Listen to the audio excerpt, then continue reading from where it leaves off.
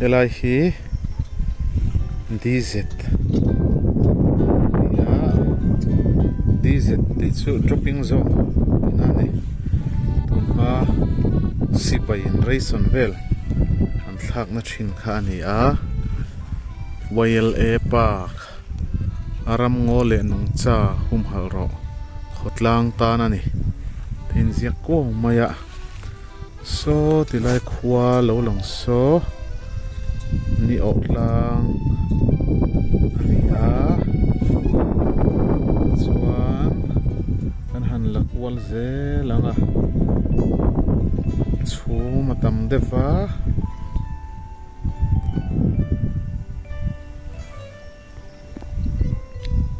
Airtel Tower boka lai hi DZ ani DZ veng dropping zone mai suan ki lam ki pul pui si solo na tak hi alam phachia lova hilai biakin lo lang thlanga hian ma hian an hlia deuh hlek ani he hi desert field kha ani a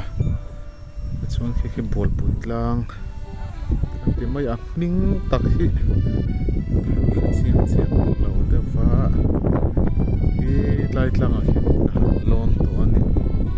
ekumin thalai khan hi lai tlang chi ba hian lona sang thovat vat mai thi tam khop maya ma se nim le thing phai ruang ti vel mun phia ti vel kha sang em mai chu chuan kho thlir kha ati har sa thui ta kha mu thei tat lo maya a chi ba hian tower han thlir na to sang lo nim le thing lai ve lo ena an do to vel kin om sela an thlir vel nan anom don kho mai in deu mon mai tu kha ne khi lai tlang tang khi chuan lam hi lam chu hian an hlia dewa an han kal thei dewanga apia mai saphom pui tlang khania chu ma tam le to heng lai tlang he so phom pui tlang maya son lang po so khi lai bol pui tlang tang khi chonin kon chuk et ti ti deuh tlat mai ani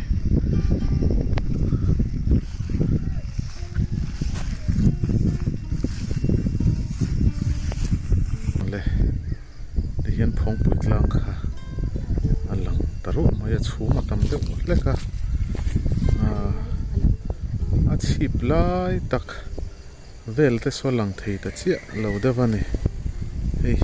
sa phom te lo ti han heti hanen hian phong pui hi ma ve khawa pol roi tak tak maya hei tuna pol deuh chuk hi pol deuh roi maya apia khe hi lam tlang ta ke chu ti hian han laila a hring deuh hmul maya hi bol pui tlang te po han an chon a hring hmul maya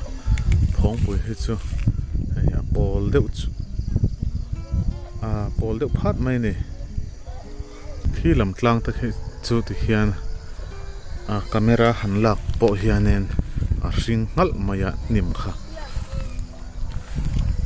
ta hian thong pui ro hi chu pol deuh phat maya ni hi bol pui an ji playground ani a hei nau pang le thalai lam deuh ho dani khela ni he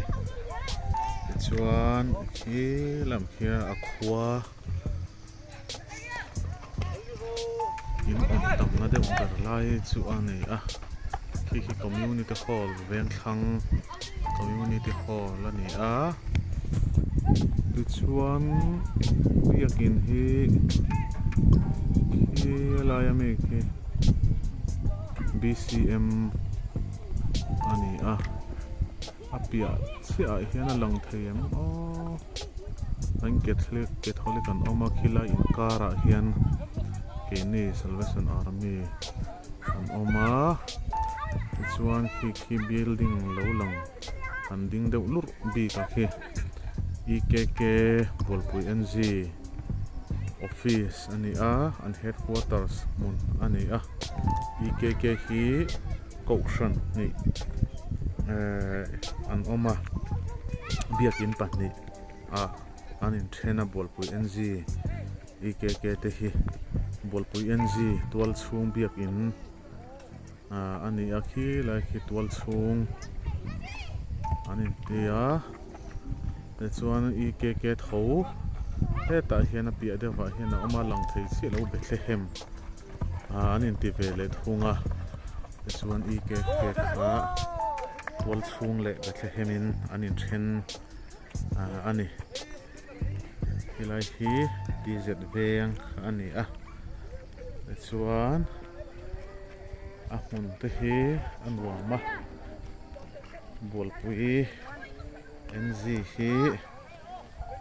heng lai tlang dunga chuan atlang sang ber lai chu ani deuh mayang vo po hi vot vo thin khop mai thla an sik dona phur om tle takani hian ani khela in khel te hi man ti lang zokange an thiam em in khel te hi tu te nge in khel hlom ni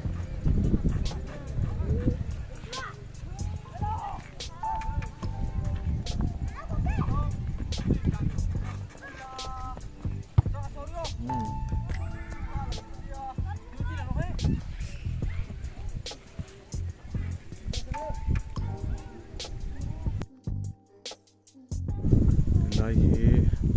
lot te om boka chuan ti lai te pawh hian khwa te pon thleng ve thina chei hnu me ro chu ngai to in oil park a hian thing ten phuna na ten siam pe boka mong te pon phuna he mong te hina kinan lian ma anga azara doyanga nuam bang da khian te alona alon thei tok lek ani he thutna ten da ni chu he thudon han thu chin ro le thutna chuan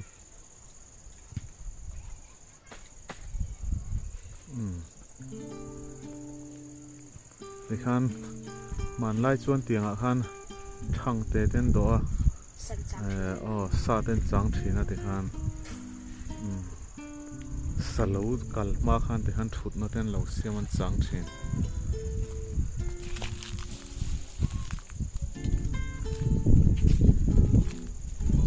chhuma jing le to lu tuka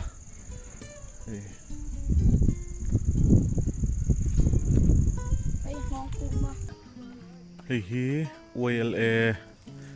Golden Jubilee hriat rengna lungphun ani an thai re ani kha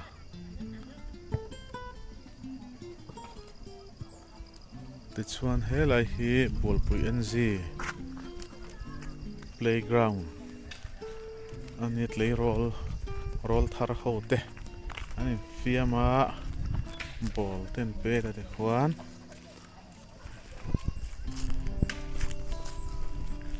in khele ro chun tam lo hle mai